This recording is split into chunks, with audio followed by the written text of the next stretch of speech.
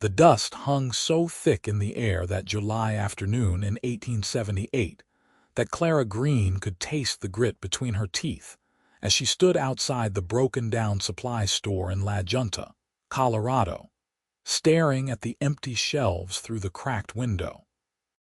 She had 3 copper coins in her pocket, a flour sack with barely enough to cover the bottom, and a gnawing hunger in her belly that had become her constant companion since her father died 6 months ago from pneumonia that swept through town like wildfire. The storekeeper had just turned her away, saying he could not extend any more credit to a woman alone, and Clara felt the weight of survival pressing down on her shoulders like a physical thing. She was 22 years old and had learned more about hardship in the past year than most people learned in a lifetime. The small cabin she rented on the edge of town was barely standing, with gaps in the walls that let the wind whistle through at night. But it was shelter, and it was hers as long as she could scrape together the monthly payment. Her father had been a blacksmith before he died, and Clara had helped him in the forge since she was old enough to pump the bellows, but no one in La Junta would hire a woman to do a man's work, no matter how skilled she was with hammer and tongs. She had tried washing laundry, mending clothes, anything to earn a few coins, but the town was small and poor, and most people did their own mending and washing. Walking back to her cabin with the late afternoon sun beating down mercilessly, Clara passed the dusty Rose Saloon where men were already drinking away their wages, and the general store where families with money could buy whatever they needed, and the train depot where the railroad workers gathered to complain about the heat and the work.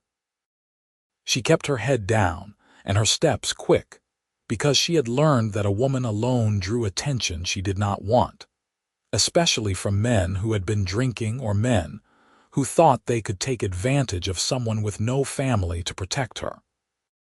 Inside her cabin, Clara carefully poured what little flour she had into a chipped ceramic bowl and added a pinch of salt from the small tin she kept hidden in the back of her cupboard. She had no butter, no milk, no eggs, nothing that would normally go into a proper batch of biscuits, but her mother had taught her how to make something from almost nothing before she died giving birth to a stillborn son when Clara was 15. Water from the well, flour, salt, and a bit of bacon grease she had saved from 3 weeks ago, when she had managed to trade some mending work for a small piece of salt pork. Her hands worked the dough with practiced efficiency, kneading it just enough to bring it together without overworking it, and she shaped 6 small biscuits that she placed in her dented iron skillet.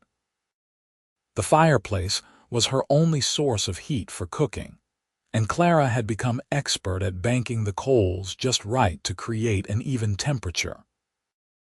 She set the skillet on a flat stone she had positioned in the coals and covered it with a lid, then piled a few more coals on top to create the oven effect her mother had shown her. While the biscuits cooked, she sat on the edge of her rope bed and let herself feel the exhaustion that threatened to overwhelm her every single day. She was tired of being hungry, tired of being alone, tired of fighting just to survive another week. The smell of baking biscuits filled the small cabin, and Clara pulled them out when they were golden brown on top and bottom. Their surfaces cracked in that way that meant they would be tender inside despite having almost nothing in them. She ate 2 while they were still hot, savoring every crumb, and wrapped the other 4 in a clean cloth to save for tomorrow and maybe the day after. It was not much, but it was something, and Clara had learned that something was better than nothing. That night, she lay in bed listening to the sounds of the town settling down for sleep, the distant piano from the saloon, the barking of dogs, the occasional shout or laugh from men walking home. She thought about her father, about how he used to tell her that things would get better, that hard work and determination would see her through anything. She wanted to believe him, but it was getting harder every day. Morning came too soon, and Clara woke to the sound of horses thundering past her cabin. She got up and looked out the small window to see a cloud of dust heading toward the center of town, and she knew immediately that something was wrong. She dressed quickly in her worn calico dress and boots, then walked toward the commotion with her shawl wrapped around her shoulders, despite the heat that was already building. A group of men had gathered outside the bank, and Clara could see the sheriff talking to the bank manager, both of them looking grim. She approached Mrs. Patterson, the seamstress who lived above her shop, and asked what had happened.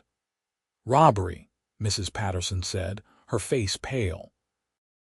4 men came in just after dawn and held up the bank. Shot the clerk in the leg when he tried to sound the alarm. They got away with nearly everything in the vault. Clara felt her stomach drop. She had nothing in the bank, but she knew what this meant for the town. La Junta was struggling already, and a bank robbery would make everything worse. Businesses would fail, people would lose their savings, and the ripple effects would touch everyone, even those like her who had nothing to lose because they had nothing to begin with. The rest of the morning was chaos as the sheriff formed a posse to ride after the robbers, and Clara went back to her cabin to stay out of the way.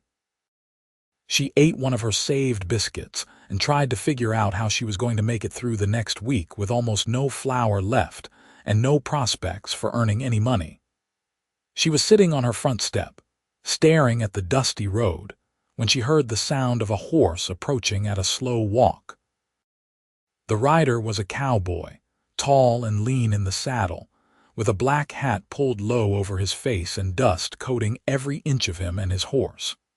He was leading a second horse, and as he got closer, Clara could see that he was exhausted, swaying slightly as his horse plodded forward.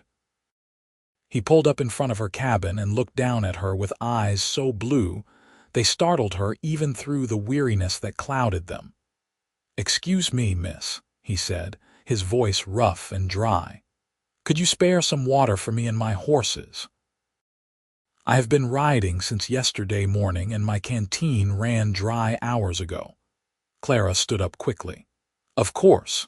The well is just around back." She led him to the well and worked the pump while he dismounted stiffly and held the bucket for his horses to drink.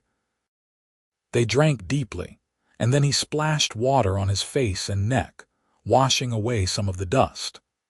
When he straightened up, Clara could see that he was younger than she had first thought, maybe 24 or 25, with dark hair and a strong jaw shadowed with several days' worth of beard. "Thank you kindly," he said. "I am Lucas Owens. I have been tracking stolen cattle for the Rockingham Ranch up north, and the trail led me here. Have you seen any riders come through with a small herd, maybe 15 or 20 head?" Clara shook her head. "I have not seen any cattle, but there was a bank robbery this morning.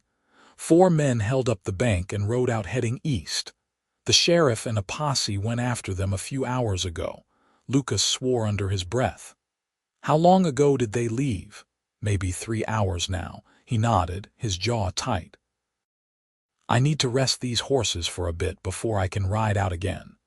Is there somewhere in town I can get a meal?" Clara hesitated.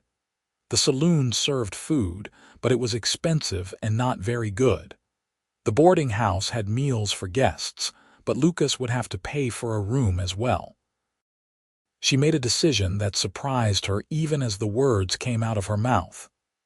"I do not have much, but I have a few biscuits I made yesterday. You are welcome to them if you are hungry." Lucas looked at her for a long moment, and Clara felt something shift in the air between them, some connection she did not understand. "I could not take your food, miss. You look like you need it more than I do." Clara felt heat rise to her cheeks, both from embarrassment and from the truth of his words. "I manage, and you look like you are about to fall over. Come inside and sit down before you collapse."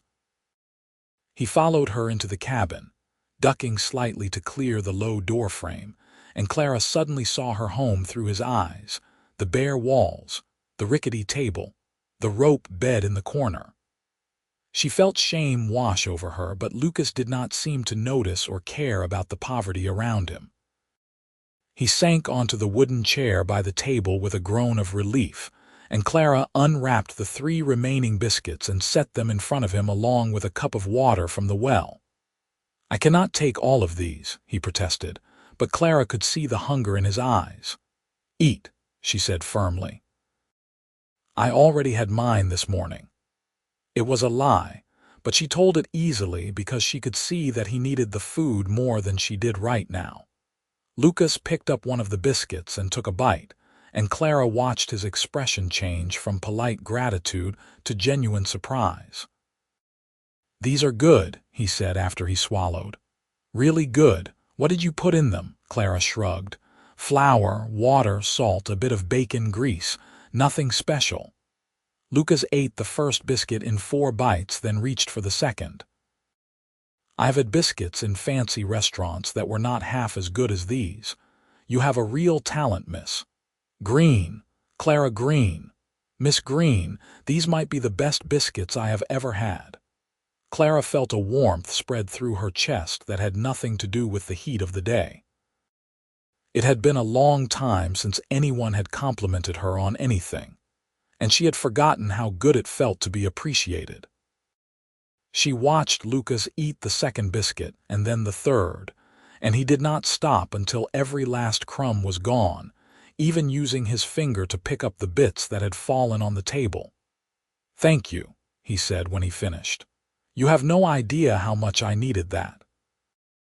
I have been living on jerky and hardtack for the past 2 weeks, and it feels like my stomach forgot what real food tastes like." "You are welcome," Clara said, and she meant it. There was something about this man that put her at ease, something solid and trustworthy in the way he carried himself despite his exhaustion. Lucas stood up and pulled a silver dollar from his pocket, setting it on the table. "For the food and the water." Clara started to protest, but Lucas held up his hand. "Please. You helped me when you did not have to, and I can see that you need it. Do not make me feel worse by refusing." Clara picked up the silver dollar, feeling the weight of it in her palm. It was more money than she had seen in weeks. "Thank you." Lucas walked to the door, then turned back. "I need to ride out and see if I can catch up with the sheriff's posse. Those bank robbers might be connected to the cattle rustlers I have been tracking. But I will be back this way, and I would like to repay your kindness with a proper meal if you will let me." "You do not owe me anything," Clara said. "Maybe not, but I want to." He tipped his hat to her and walked out, and Clara stood in the doorway watching him mount his horse and ride toward the center of town. She stood there long after he was out of sight, turning the silver dollar over and over in her hand. The rest of that day passed in a blur. Clara walked to the supply store and used the silver dollar to buy flour, lard, sugar, and a small tin of baking powder. The storekeeper looked surprised to see actual money from her, but he took it readily enough and gave her the supplies without comment. She also bought a dozen eggs from Mrs. Patterson and a small piece of bacon from the butcher, and when she got back to her cabin, she felt like she was rich beyond measure. That evening, she made a proper batch of biscuits with the new supplies, along with gravy from the bacon grease and some fried eggs. She ate until she was actually full for the first time in weeks, and then she sat on her front step, watching the sun set over the Colorado plains, painting the sky in shades of orange and pink and purple. She thought about Lucas Owens, about the way he had looked at her, about the kindness in his eyes when he thanked her for the biscuits. She told herself not to be foolish, that he was just a cowboy passing through, and she would probably never see him again. But she could not stop thinking about him anyway. 3 days passed with no sign of Lucas or the sheriff's posse. The town was tense, with people whispering about the robbery and what it meant for La Junta's future. Clara kept to herself, using her new supplies to make biscuits that she sold to Mrs. Patterson and a few other women in town. Word spread quickly that Clara Greene made the best biscuits anyone had tasted, and soon she had a small but steady stream of customers willing to pay a few coins for a half-dozen of her biscuits.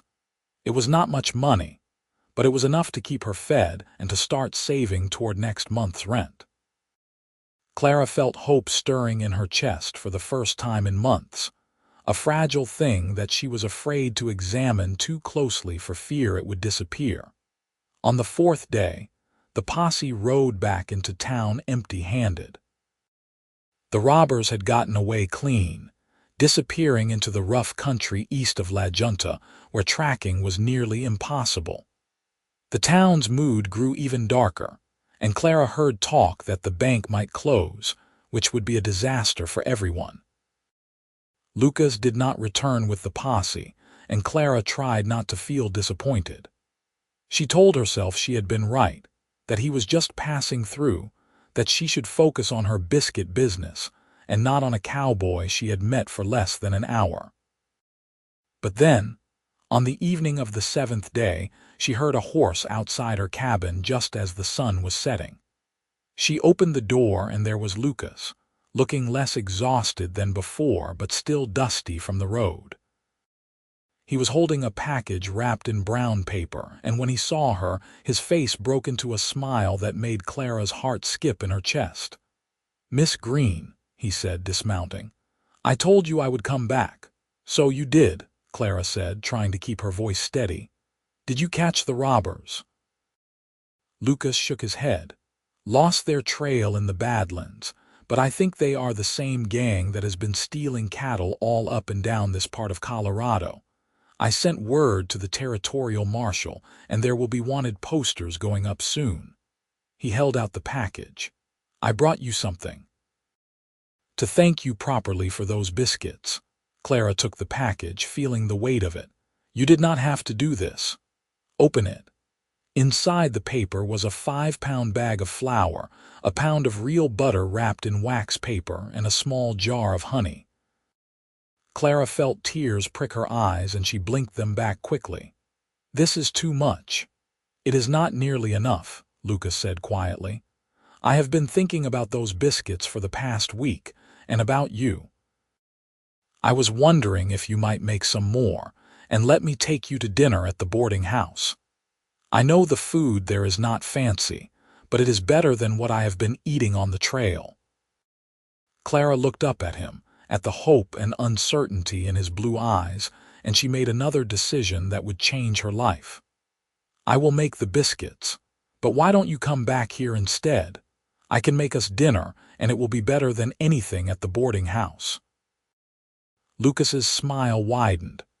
"I would like that very much. When? Tomorrow evening. That will give me time to prepare." "Tomorrow evening it is. Thank you, Clara." It was the first time he had used her first name, and hearing it in his rough, warm voice made something flutter in Clara's chest. She watched him ride away toward the boarding house where he had taken a room, and then she went inside and started planning the meal she would make. The next day passed in a flurry of activity. Clara used some of her biscuit money to buy a chicken from the farmer on the edge of town, along with fresh vegetables from his wife's garden. She cleaned her cabin until it shone, washed her best dress and hung it to dry in the sun, and spent the afternoon cooking. She made her biscuits with the butter Lucas had brought, creating a dough that was rich and tender, and she roasted the chicken with potatoes and carrots until the meat fell off the bone.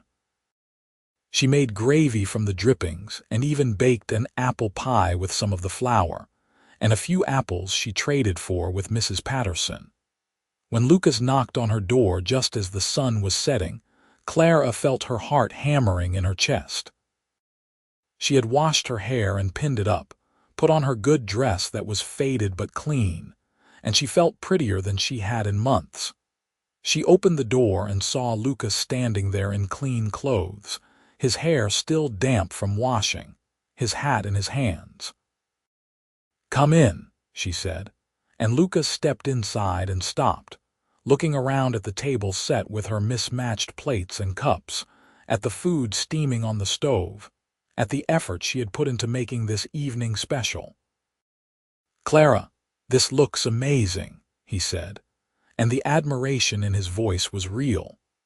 They sat down to eat, and Lucas told her about his work as a ranch hand and cattle tracker, about growing up on a small ranch in Wyoming that his father lost to drought and debt when Lucas was 18. He told her about the years he had spent drifting from job to job, learning the land and the cattle business, saving every penny he could with the dream of someday having his own ranch again. Clara told him about her father, about learning blacksmithing and how much she missed working the forge, about her mother's death and the hardships of the past year. She found herself opening up to Lucas in a way she had not opened up to anyone in a long time, and he listened with genuine interest and compassion. When they finished the meal, Lucas ate 6 of her biscuits with honey drizzled over them, and he made sounds of appreciation that made Clara laugh with delight. He did not leave a single crumb on his plate, and when they were done eating, they sat on her front step watching the stars come out, talking about everything and nothing. "I have to leave tomorrow," Lucas said eventually. "I need to get back to the Rocking M and report what I found. But I do not want to leave. I know that probably sounds crazy, given that we just met a week ago, but I have not felt this comfortable with anyone in years." Clara felt her breath catch. "I do not think it sounds crazy." Lucas turned to look at her, and in the moonlight, his eyes were dark and serious. "Can I come back? When I finish this job, can I come back to La Junta and see you again?" "Yes," Clara said without hesitation. "I would like that." Lucas reached out and took her hand, and Clara felt the calluses on his palm, the strength in his fingers. "I am not a man with much to offer right now. I have my horse, my gear, and about $50 saved up. But I am a hard worker, and I am honest, and I promise you that if you give me a chance, I will do everything in my power to give you a better life than this." Clara squeezed his hand. "I am not looking for someone to rescue me, Lucas. I can take care of myself. But I would like someone to share my life with, someone who sees me as a partner, not as someone who needs taking care of." "I can do that," Lucas said. "I can definitely do that." He leaned in slowly, giving her time to pull away, but Clara did not pull away. She met him halfway, and when their lips touched, it was soft and sweet and full of promise. They kissed for a long moment there in the moonlight, and when they finally pulled apart, Clara felt like something inside her had shifted, like a door had opened onto possibilities she had not dared to imagine. Lucas left the next morning, but not before making Clara promise to wait for him. He said he would be back in 4 weeks, maybe 5 if the job took longer than expected, and Clara promised she would be there. She stood outside her cabin watching him ride away, and this time when he disappeared from sight, she did not feel sad. She felt hopeful. The next month was the longest of Clara's life. She threw herself into her biscuit business, expanding to sell to the boarding house and even to the saloon, where the owner grudgingly admitted that her biscuits were better than anything his cook could make. She saved every penny, and she thought about Lucas every single day, wondering if he was safe, if he was thinking about her, if he would really come back. She went to the post office every few days, hoping for a letter, and finally, 3 weeks after he left, a letter arrived. It was short and simple, written in neat, careful handwriting that told Clara that Lucas had learned his letters later in life and was proud of the skill. "Dear Clara, I am well and thinking of you constantly. The job is taking longer than expected, but I should be back by the end of next month at the latest. I dream about your biscuits and your smile. Yours, Lucas." Clara read that letter so many times she had it memorized, and she kept it tucked inside her dress pocket, so it was always close to her heart. She wrote back, telling him about her growing business and about how much she missed him, and she mailed the letter with fingers crossed that it would reach him. 5 weeks after Lucas left, Clara was working in her cabin making a batch of biscuits for the boarding house when she heard horses outside. She wiped her flour-covered hands on her apron and went to the door, expecting to see Mrs. Patterson or one of her other customers. Instead, she saw Lucas dismounting from his horse, and he was not alone.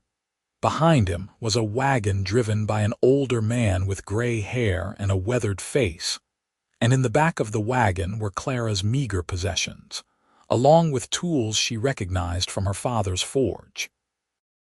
Clara walked out slowly, confused. "Lucas, what is this?" Lucas came to her with a smile on his face and took both her hands in his. "I talked to the owner of the Rockingham. I told him about you and about your situation here, and he agreed to hire us both. He needs a cook for the ranch, someone who can make good food for the hands, and he has a forge that has been sitting unused since his blacksmith retired last year. There is a cabin on the ranch property that we can live in, and he is paying fair wages. I know this is sudden, and if you want to stay here in La Junta, I will understand. But Clara, I want to build a life with you. I want to marry you and work beside you and make a home with you." Clara felt tears streaming down her face, and she did not bother to wipe them away. "You want to marry me, if you will have me. I know I should have courted you properly first, should have given you time to be sure, but life is short and uncertain out here, and I do not want to waste a single day not being with you. Say yes, Clara. Please say yes." Clara laughed through her tears. "Yes, yes, I will marry you." Lucas pulled her into his arms and kissed her there in the dusty street, not caring who saw them, and Clara kissed him back with all the emotion she had been holding inside for the past 5 weeks. When they finally pulled apart, the older man in the wagon was grinning. "I am Tom Rivers, foreman of the Rockingham," he said. "Lucas here has not stopped talking about you and your biscuits since he got back to the ranch. The boss is looking forward to meeting you." They packed up the rest of Clara's things, which did not take long since she had so little, and they were on the road heading north within an hour. Lucas rode beside the wagon, staying close to Clara, and they talked the whole way about their plans and their dreams. The Rockingham Ranch was a 3-day journey north, through beautiful country that Clara had never seen before. They passed through valleys and over hills, and Lucas pointed out landmarks and told her stories about the land. They camped under the stars at night, and Clara cooked over the campfire, making biscuits in a Dutch oven that Tom had brought specifically for that purpose. The men ate every last crumb and declared that they had made the right decision in hiring her. On the afternoon of the 3rd day, they crested a hill and Clara saw the Rockingham spread out below them. It was bigger than she had imagined, with a large ranch house, several barns and outbuildings, and a cabin set off to the side that Tom pointed to and said would be hers and Lucas's home. There were cattle grazing in the distance and horses in the corrals, and Clara felt something settle inside her, a sense that she was finally arriving somewhere she was meant to be. The owner of the Rockingham was a man named James Morrison, a gruff but fair man in his 50s who had built the ranch from nothing over the past 20 years. He welcomed Clara warmly and showed her the kitchen where she would be cooking for the ranch hands, a large, well-equipped space that made her eyes widen with delight. There was a huge cast iron stove, pots and pans of every size, and a pantry stocked with supplies. "I want 3 meals a day for the hands," Morrison said. "Breakfast before dawn, lunch at noon, dinner after sundown. You will have a helper for the heavy work, and Lucas can assist when he is not out with the cattle." "Can you handle that?" Clara nodded. "I can handle it. Good. Lucas says you can also work a forge. My blacksmith retired last year and moved to California, and we have been paying the smith in town to come out when we need work done, but it would be better to have someone here full-time. If you are willing to take on both jobs, I will pay you accordingly." "I would be honored," Clara said, and she meant it. Morrison nodded with satisfaction. "Then welcome to the Rockingham. You and Lucas can get married in town this weekend if you like. I will give you both the time off, and I will pay for the ceremony as a wedding gift." Clara and Lucas were married that Saturday in the small church in the nearest town, which was called Bent Creek. It was a simple ceremony with Tom Rivers and Morrison as witnesses, and the preacher's wife as the only other guest. Clara wore a new dress that Morrison's wife had helped her pick out from the general store, a soft blue calico that made her eyes shine, and Lucas wore his best shirt and pants with his hair slicked back. When the preacher said they were husband and wife and Lucas kissed her, Clara felt a joy so profound it took her breath away. This was what happiness felt like, she realized. This was what it meant to find someone who saw you for who you truly were and loved you anyway. They moved into their cabin that evening, and Lucas carried her over the threshold while she laughed with delight. The cabin was small but well built, with a real bed, a table and chairs, a fireplace, and a small kitchen area. There were windows with glass panes and curtains, and a rug on the floor, and it was the nicest place Clara had ever lived. That night, they lay in bed together as husband and wife, and Lucas held her close and whispered promises in her ear about the life they would build together. Clara fell asleep feeling safe and loved, and for the first time in longer than she could remember, she did not worry about tomorrow. The next months passed in a blur of hard work and deep happiness. Clara cooked for the ranch hands, making huge batches of biscuits every morning that the men devoured with enthusiasm. She made hearty stews and roasts, pies and cakes, and every meal was met with appreciation and compliments.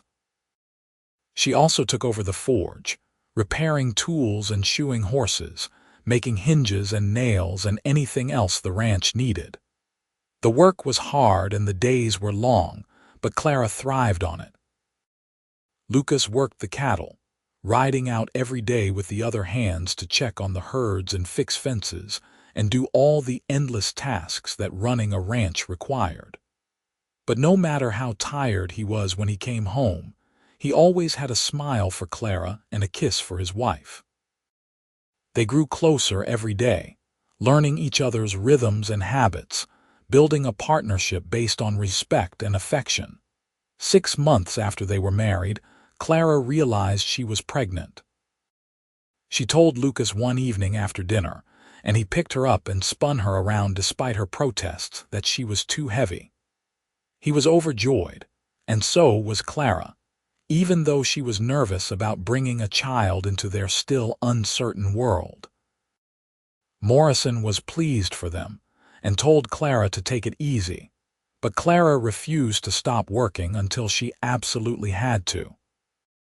She kept cooking and working the forge up until a week before the baby was born, and when her labor started on a snowy January morning in 1880, the ranch hands all gathered anxiously outside the cabin while the doctor from Bent Creek attended to her.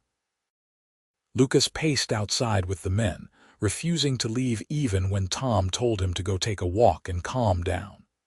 When the doctor finally came out holding a squalling, red-faced infant wrapped in a blanket, Lucas ran inside to find Clara exhausted but smiling. "We have a son," she said, her voice weak but happy. "A healthy baby boy." Lucas knelt beside the bed and looked at his son with wonder in his eyes. The baby had dark hair and blue eyes like his father, and when Lucas carefully took him in his arms, the baby quieted and looked up at him with a solemn expression. "Hello there, little man," Lucas said softly. "I am your papa, and we are going to give you the best life we possibly can." They named him William, after Clara's father, and he was christened in the church in Bent Creek on a beautiful spring morning. The ranch hands all came to the ceremony, along with Morrison and his wife. And Clara felt overwhelmed by the community they had found here, the people who had become like family. William was a good baby, happy and healthy, and Clara managed to balance motherhood with her work at the ranch. Morrison hired a young woman from town to help with the cooking and the baby, and Clara was grateful for the assistance. She went back to work in the forge when William was 3 months old, often with him strapped to her back in a carrier while she worked the bellows and shaped hot iron. Lucas was a devoted father, spending every free moment with his son, teaching him about the ranch and the cattle even though William was far too young to understand. Clara watched them together and felt her heart swell with love for both of them. 2 years passed, and life on the rocking M settled into a comfortable rhythm. Clara's reputation as a cook spread, and Morrison started hosting dinners for neighboring ranchers and important visitors, always featuring Clara's biscuits as the centerpiece of the meal. People came from miles away just to taste them, and Clara always made sure to send guests home with a basket of biscuits wrapped in cloth. Her work in the forge also gained recognition, and soon she was taking on custom orders from other ranches and from the town. She made decorative iron gates, specialized tools, and even jewelry when requested. The extra income allowed Lucas and Clara to start saving seriously toward their dream of buying their own land someday. When William was 3 years old, Clara became pregnant again. This time, she knew what to expect, and the pregnancy was easier than the first. She gave birth to twin girls on a hot August afternoon in 1883, and Lucas was beside himself with joy. They named the girls Sarah and Emma, and they had Clara's brown hair and Lucas's blue eyes, and they were beautiful and perfect. The cabin suddenly felt much smaller with 5 people in it, and Morrison generously offered to let them move into a larger house on the property that had been used for storage. Clara and Lucas gratefully accepted, and they spent several weeks cleaning and repairing the house until it was livable. It had 3 bedrooms, a large kitchen, and even a parlor, and Clara could hardly believe this was really their home. William was a good big brother to his sisters, always wanting to help feed them or rock them or make them laugh. Lucas built onto the house, adding a covered porch where they could sit in the evenings and watch the sun set over the Colorado plains. Those evenings became Clara's favorite time, when the work was done and the children were settled, and she could sit beside her husband and feel the simple contentment of a life well lived. 5 more years passed, years filled with hard work and laughter, and the everyday joys and challenges of raising a family. William grew into a sturdy, responsible boy who loved working with the cattle alongside his father. Sarah and Emma were inseparable, always getting into mischief together, and they both showed an interest in Clara's forge work, spending hours watching her shape metal. In 1888, when William was 8 and the twins were 5, Morrison called Lucas and Clara into his office one evening. He was getting older, he told them, and he wanted to start thinking about the future of the ranch. He had no children of his own, and he had come to think of Lucas and Clara as the son and daughter he never had. He made them an offer that left them both speechless. He would sell them half the ranch at a price far below market value, with payments spread over 10 years. When he died, the other half would go to them as well. Clara and Lucas looked at each other, both of them with tears in their eyes. This was more than they had ever dreamed possible. They accepted Morrison's offer with gratitude and humility, and they shook hands on the deal that very night. The years that followed were prosperous ones. Lucas and Clara worked harder than ever, expanding the ranch's operations and improving the land. Clara's biscuits became famous throughout Colorado, and she even started selling them to restaurants in Denver. shipping them on the train in specially made tins. Lucas became known as one of the best cattlemen in the territory, and the rocking Mtik's reputation for quality livestock spread far and wide. Morrison passed away peacefully in his sleep in 1895, leaving the remainder of the ranch to Lucas and Clara as promised. The funeral was attended by hundreds of people, all of whom had been touched by Morrison's fairness and generosity over the years. Clara spoke at the service, thanking Morrison for taking a chance on her and Lucas all those years ago, for giving them the opportunity to build the life they had always dreamed of. By 1898, the Rocking M was one of the most successful ranches in Colorado. William was 18 and working full-time on the ranch, already showing the leadership skills that would someday make him a fine rancher himself. Sarah and Emma were 15, both of them as skilled at blacksmithing as their mother, and they had started taking orders for decorative ironwork that they sold at fairs and markets.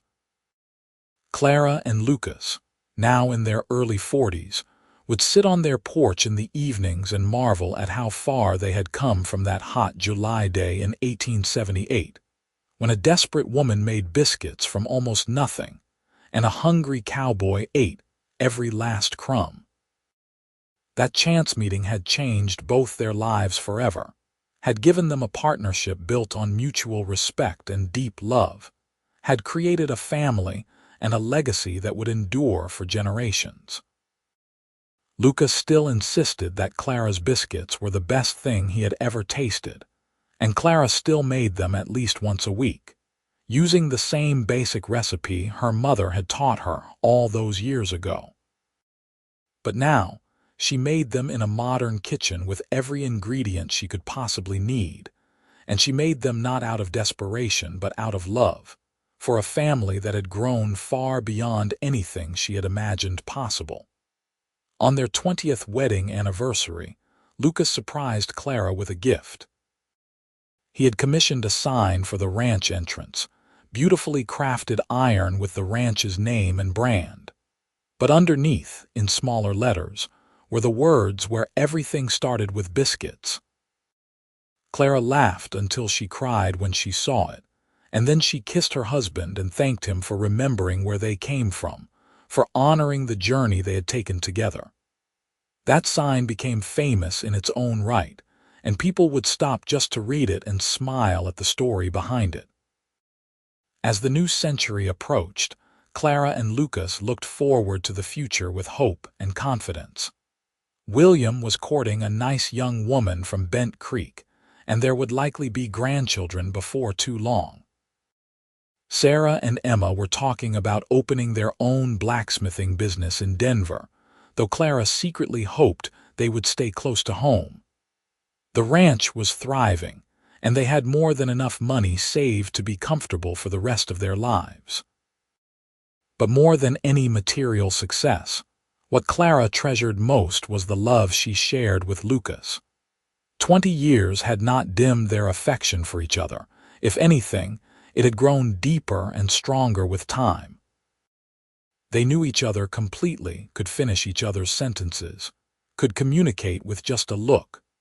They had weathered droughts and harsh winters, sick cattle and economic downturns, all the challenges that came with ranching in Colorado, and they had come through it all together. Lucas still told Clara regularly that she was beautiful, even though her brown hair was now streaked with gray and her hands were calloused from years of hard work. Clara still felt her heart skip when Lucas smiled at her, even though his face was lined and weathered from years in the sun. They were partners in every sense of the word, equals who respected and admired each other. On Christmas morning of 1899, the whole family gathered in the large dining room that Clara and Lucas had added to the house years before. William was there with his new wife Margaret. Sarah and Emma had come home from Denver, where they were apprenticing with a master blacksmith, and the table was loaded with food that Clara and Margaret had spent days preparing. As they sat down to eat, Clara looked around at the faces of the people she loved most in the world, and she felt a gratitude so profound it made her throat tight with emotion. She thought about that young woman she had been 21 years ago, alone and hungry and afraid, wondering how she was going to survive another day. She thought about the cowboy who had ridden up to her cabin asking for water, who had eaten her biscuits and seen something in her worth believing in. Lucas caught her eye from across the table and raised his glass. "A toast," he said, "to family, to love, and to the woman who could make biscuits from almost nothing. You changed my life, Clara Owens, and I thank God every day that I was hungry enough and lost enough to end up at your door." Clara raised her glass with tears in her eyes. "And I thank God for a cowboy who appreciated good biscuits and saw past my circumstances to the person I really was. You gave me everything, Lucas. A home, a family, a partnership, a love that has sustained me through everything. I could not have asked for a better life." They clinked glasses and drank, and then the meal began, with platters being passed and laughter filling the room. And at the center of the table, as always, was a basket of Clara's famous biscuits, golden and perfect, made with love and eaten with appreciation, just as they had been on that first evening so many years ago. After dinner, when the dishes were cleared and the children were playing in the parlor, Lucas and Clara bundled up and went outside to walk around the ranch. The night was cold but clear, with stars blazing overhead in that way they only did in the high country. They walked hand in hand, their breath making clouds in the frigid air, and they looked at everything they had built together. "You ever regret it?" Lucas asked. "Leaving La Junta, taking a chance on a cowboy you barely knew?" Clara squeezed his hand. "Not for a single second. You were the best risk I ever took. You and those biscuits." Lucas laughed, the sound carrying across the quiet night. "Those biscuits. I still remember exactly how they tasted, you know. I had been so hungry for so long, living on trail rations and bad saloon food, and then I took a bite of your biscuit and it was like tasting sunshine. It was not just that they were good, though they were. It was that you made them with care, with skill, with pride in your work even though you had almost nothing. I knew right then that you were someone special. I knew you were special when you offered to pay me for 3 biscuits that probably cost 2 cents to make," Clara said. "You could have just taken them and ridden away, but you wanted to make sure I was taken care of. That told me everything I needed to know about your character." They walked in comfortable silence for a while, and then Lucas stopped and turned to face her. "I love you, Clara. After 20 years of marriage, after everything we have been through together, I love you more now than I did on our wedding day. You are my partner, my best friend, the mother of my children, and the love of my life. I just wanted you to know that." Clara reached up and cupped his weathered face in her hands. "I love you too, Lucas Owens. You took a woman who had nothing and showed her that she was worth something. You believed in me when no one else did, and you stood beside me while we built this life together. I could search the whole world and never find a better man than you." They kissed there in the starlight, 2 people who had found each other against all odds and had created something beautiful and lasting. When they finally walked back to the house, their arms around each other, Clara felt a peace and contentment that went bone deep. The years continued to pass, bringing changes and challenges as years always do. William and Margaret gave Clara and Lucas 4 grandchildren, and watching Lucas with those babies reminded Clara of how he had been with their own children, patient and gentle and full of wonder. Sarah and Emma eventually moved back to the ranch and opened a blacksmithing shop in Bent Creek, where they created beautiful and functional ironwork that was sought after throughout Colorado and beyond. Clara kept cooking and making her famous biscuits well into her 60s, though she gradually turned over more of the daily cooking duties to younger women. She spent more time in her forge, creating art pieces that won awards at state fairs and were displayed in galleries in Denver and Santa Fe. Lucas remained active on the ranch until his late 60s, when a horse threw him and broke his hip. He recovered, but after that, he was content to let William run the daily operations while he served as an advisor and spent time with his grandchildren. In 1920, when Clara and Lucas were both in their mid-60s, they celebrated their 40th wedding anniversary with a huge party at the ranch. More than 200 people attended, including ranchers from all over Colorado, businessmen from Denver, and friends from as far away as Wyoming and New Mexico. Everyone wanted to honor the couple who had built the Rocking M into one of the premier ranches in the state, but more than that, they wanted to honor a love story that had become legendary. Clara wore a beautiful dress that Sarah and Emma had commissioned for her, made of soft green silk that brought out her eyes. Lucas wore his best suit, and despite his white hair and lined face, Clara thought he was still the most handsome man she had ever seen. They danced together while a band played, and Clara rested her head on Lucas's shoulder and thought about all the dances they had shared over the years, all the moments of joy and sorrow and ordinary life that had brought them to this moment. Speeches were made, toasts were offered, and someone asked Clara to tell the story of how she and Lucas met.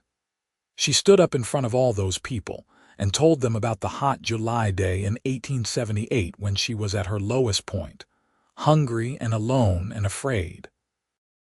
She told them about making biscuits from almost nothing, and about the cowboy who rode up asking for water and ended up asking for her heart. She told them about the chance she took and the life they built together, and when she finished, there was not a dry eye in the room.